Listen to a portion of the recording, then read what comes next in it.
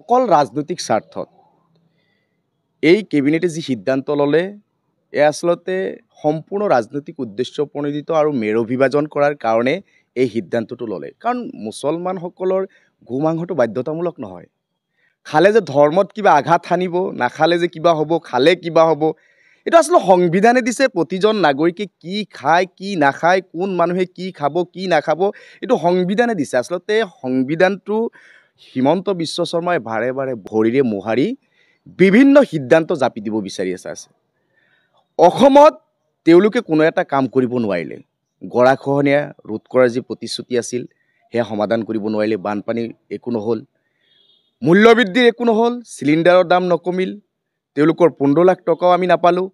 তেওঁলোকৰ যি 100 এবুৰি প্ৰতিশ্ৰুতি চাকৰিৰ ক্ষেত্ৰত সেইবোৰ একো এটা নকৰি অকল হিন্দু মুছলমানৰ খেল খেলিবলৈ মাজে সময়ে এই সিদ্ধান্ত লয়। ইতিমধ্যে এই গোমাংসক লৈ বিভিন্ন ৰাজনীতি পাৰ কৰিলে।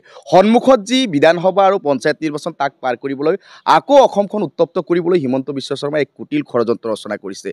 আচলতে মই হিমন্ত বিশ্ব শৰ্মাক প্ৰত্যাহ্বান জনাব বিচাৰিছোঁ যে হিমন্ত বাবা, তোমাৰ যদি হিম্মত আছে, তুমিতো বহুত ডাঙৰ লিডাৰ এতিয়া ভাৰতবৰ্ষৰ, তোমাৰ যদি হিম্মত আছে অসমত তুমি ড্ৰাগছ বন্ধ কৰি দেখুওৱা, মদ বন্ধ কৰি দেখুওৱা, জুৱা বন্ধ কৰি দেখুওৱা।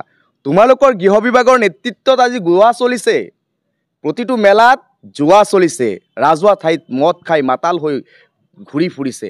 আৰু আটাইতকৈ প্ৰতিজন অসমৰ অভিভাৱকসকলে দিনে নিশাই চিন্তা কৰিব লগা হৈছে তোমালোকৰ চৰকাৰী ফোপোলা স্বৰূপ উদঙাই একাংশ দুৰ্নীতিগ্ৰস্ত ব্যক্তিয়ে অৰ্থ লোভৰ কাৰণে ড্ৰাগছৰ ব্যৱসায়ৰ লগত জড়িত হৈ পৰিছে আৰু অভিভাৱকসকলক চিন্তিত কৰি পেলাইছে। সেই যে আটাইতকৈ ভয়াৱহ ভয়ংকৰ ড্ৰাগছ তুমি অসমত কেনেকৈ বন্ধ কৰিব পৰা যায় সেই কথা চিন্তা চৰ্চা কৰা।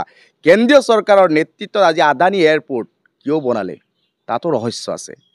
সমগ্ৰ ভাৰতবৰ্ষ অসম যে ড্ৰাগছে ছানি ধৰিছে তাত তোমালোকে কি পদক্ষেপ ল'লা সেই কথা চিন্তা কৰা। গতিকে এইবোৰ সস্তীয়া, আচলতে আছুৰ সভাপতি উৎপল শৰ্মা ডাঙৰীয়াই যি কথা কৈছে যে অসমত কৰিবলৈ ভাবিবলৈ পাতিবলৈ বহু কাম আছে, সেই সস্তীয়া কথা বাৰ্তাবোৰ আৰু ধৰ্মীয় মেৰু বিভাজনৰ যি ৰাজনীতি তোমালোকে চলাই আছা সেয়া বন্ধ কৰা। অসমৰ ৰাইজে তোমালোকক ভাল পাব, অন্যথা অসমৰ ৰাইজে তোমালোকক বয়কট কৰি 26ত নতুন চিন্তা কৰি নতুন চৰকাৰ আনিবলৈ চেষ্টা কৰিব।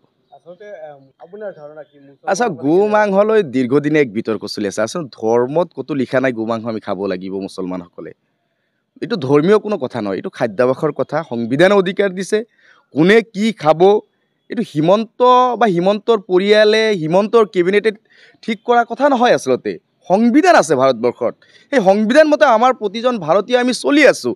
তাত সংবিধানখনক বাৰে বাৰে ভৰিৰে মোহাৰি এই হিমন্ত বিশ্ব শৰ্মা নামৰ এই বস্তুটোৱে যি কৰিব বিচাৰিছে আচলতে ইয়াত সমন্বয়ৰ এক ব্যাপক ব্যাঘাত জন্মাৰ পৰিৱেশ এটা সম্ভাৱনা আছে। গতিকে অসমখনৰ সমন্বয় ৰক্ষাৰ স্বাৰ্থত প্ৰতিটো দল সংগঠন প্ৰতিজন অসমীয়াই আমি একত্ৰিতভাৱে এই খাদ্যবস্তুক লৈ লাগি থাকিব নালাগে। আমি কেনেকৈ উন্নয়ন কৰিব পাৰোঁ, অসমখনক বিশ্বৰ দৰবাৰত কেনেকৈ উজ্বলাই তুলিব পাৰোঁ, হাতে কামে এইবোৰ কাম আমি কৰিব লাগে। গতিকে এই সস্তা কথাবোৰ বাদ দিব লাগে। কোনো লাভৱান নকৰে। অসম আজি বহু শিক্ষিত হ'ল। আগৰ দিনত অসমত যে শিক্ষাৰ পাৰ্চেণ্টেজ এতিয়া বহুত উৰ্ধত হ'ল। প্ৰতিটো কুটিল ষড়যন্ত্ৰ প্ৰতিজন অসমীয়া ৰাইজে বুজি পায়, প্ৰতিজন ধৰ্মাৱলম্বী প্ৰত্যেক ধৰ্মাৱলম্বী মানুহে বুজি পায় যে হিমন্তই আচলতে কৰিব বিচাৰিছে কি। গতিকে হিমন্তৰ সেই কুটিল ষড়যন্ত্ৰত ভৰি নিদিয়ে। এক যি বিপ্লৱৰ সূচনা হৈছে আমাৰ, আপোনালোকে জানে বিৰোধীৰ বিজেপি বিৰোধী এক বিপ্লৱ যি আৰম্ভ হৈছে, সেই বিপ্লৱৰ ঢৌত হিমন্ত ভাহি উঠি ব্ৰহ্মপুত্ৰ নদীত পৰিব। এই বিষয়ে আপুনি কেনেধৰণে প্ৰচাৰ কৰিব যে এই যিটো বিষয় এই বিষয়টো লৈ আপোনালোকৰ স্থিতি কি হ'ব এই গোমাংস বিষয়টো লৈ? চাওক, আমাৰ স্পষ্ট ধাৰণা, আমি সংবিধান মতে চলা মানুহ। আমাৰ দল সংবিধান মতে চলা দল, গণতান্ত্ৰিক দল। ইয়াতে খাদ্যাভাসক লৈ আমি কোনে কি খাব বাধা দিবও নাযাওঁ, কোনোবাক জোৰ কৰিবলৈ নাযাওঁ। আমি স্বাধীনভাৱে স্বাধীন দেশৰ নাগৰিক সকলোকে চলিবলৈ আহ্বান জনাম।